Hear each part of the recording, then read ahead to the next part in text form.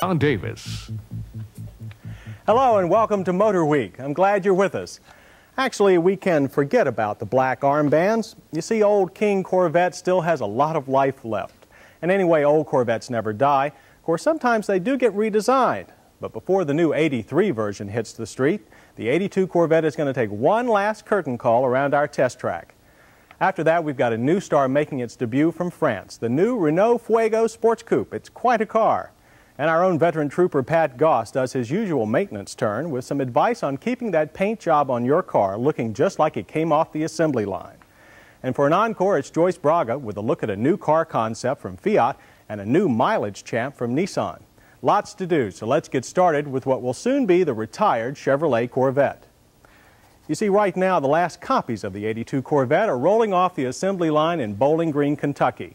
Coming soon to your local Chevy dealer, the all-new from the ground-up 1983 Vette, the first redesign since 1968. But before that happens, Mr. Joe Reinhardt of Dayton, Ohio, wanted us to do something on the special Corvette Collector's Edition. So here it is, Joe, a last look at the car that's stolen so many American hearts and pocketbooks. This is a 1978 Corvette. I know this car pretty well since I own it. Now, when it was new, it carried a base price of $9,450, and with most popular options, a list of $11,500. But over here, we have the 1982 Corvette. Base price is now $18,300, with most options now standard equipment. This collector's edition Vette, with even more add-ons, retails for $24,000. The question then has to be, is this car, America's only true sports car, that much changed in 4 years to be worth double the price? Well, let's begin looking for the answer with a few acceleration tests. This car is very quick. Our 40 to 55 mile per hour passing test was eliminated in only 3.2 seconds. It's hard to believe that a 3,400-pound automatic could move that fast. And that's part of the secret. The 82 Vette is about 200 pounds lighter than my 78.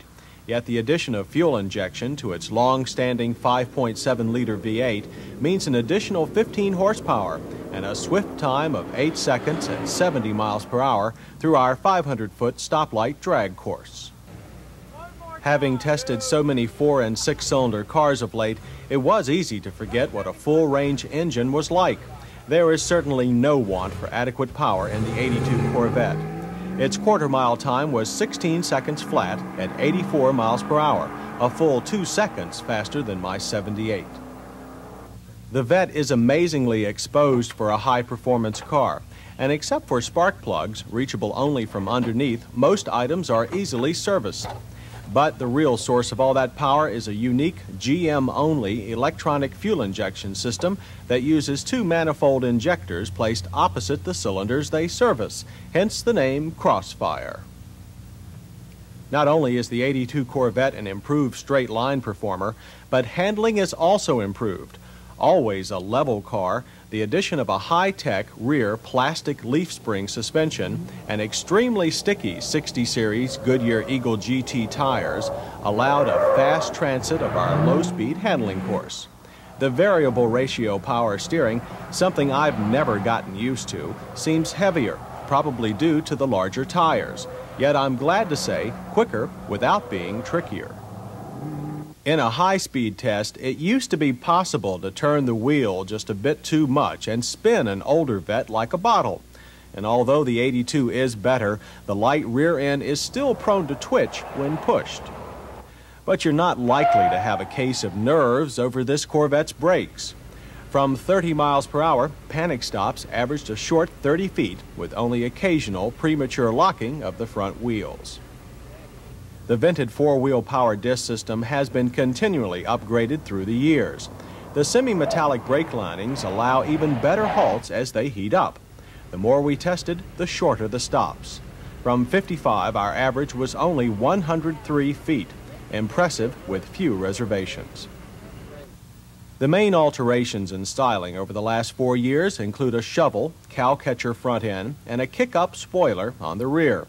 The Collector's Edition package includes a multi-tone silver beige paint with handsome side decals and pinstripes. Bronze-tinted glass T-top roof panels are included, as is an openable glass hatch. This is something that all vets should have, since despite a very, very high sill, it does make our plastic fantastic much more practical when it comes to luggage and everyday livability. Interior appointments are also improved. The silver leather seats are comfortable with great support, and the electrically adjusted driver's chair plus tilt telescoping steering wheel meant proper seating for all. The dash is little changed from previous Vets, except the inclusion of a digital clock in all standard radios. That has left room on the center console for an oil temperature gauge.